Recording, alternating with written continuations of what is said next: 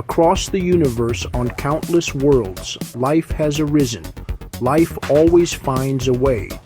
But life is also fragile. It can be snuffed out in an instant.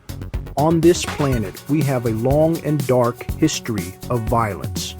Humans have committed atrocities against each other in the name of religion, power, and even love.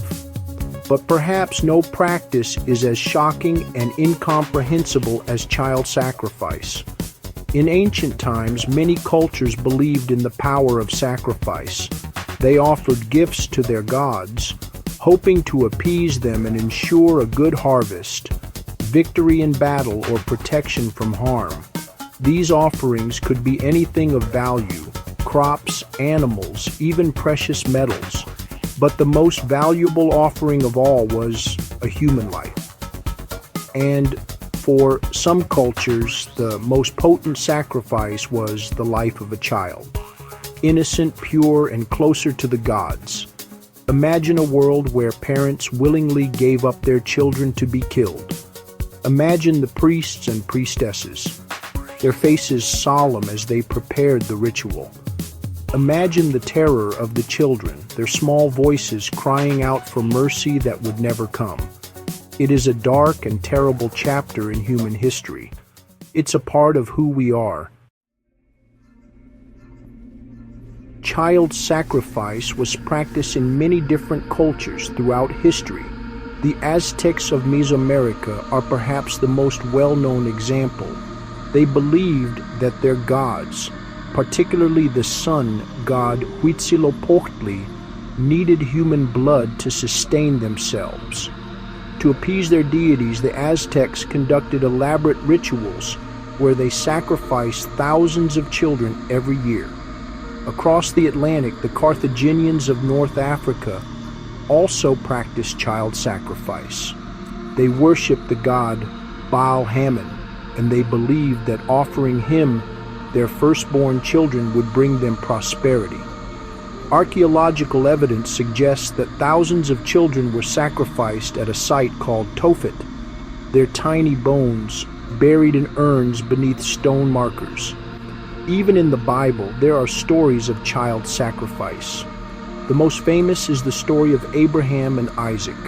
God commanded Abraham to sacrifice his son Isaac as a test of his faith. Abraham prepared to obey, but at the last moment, an angel stopped him. This story is often interpreted as a condemnation of child sacrifice, showing that God does not require such barbaric practices. These are just a few examples of this horrific practice. The reasons behind child sacrifice are complex and varied. In some cases, it was seen as a way to appease angry gods or to ensure a good harvest. In other cases, it was a way to control population growth or to eliminate unwanted children. And in some cases, it may have simply been a form of ritual violence that served no practical purpose. Whatever the reason, child sacrifice is a stark reminder of the capacity for cruelty that exists within the human heart. It is a reminder that even the most civilized societies can be capable of great evil. And it is a reminder that we must always be vigilant in protecting the most vulnerable among us. We are capable of great things, but we are also capable of great evil. Today, the practice of child sacrifice is abhorrent to most people. We live in a world where the rights of children are protected by law. We recognize the inherent value of every human life, regardless of age, gender, or social status. The horrors of child sacrifice are a distant memory, a relic of a more barbaric age. But are they really? While the practice of child sacrifice may have largely disappeared, the forces that drove it still exist. Religious extremism, poverty, and social inequality can all create conditions where violence against children is more likely to occur. The lessons of child sacrifice are still relevant today. We must never forget the horrors of the past, and we must always be vigilant in protecting the most vulnerable members of our society.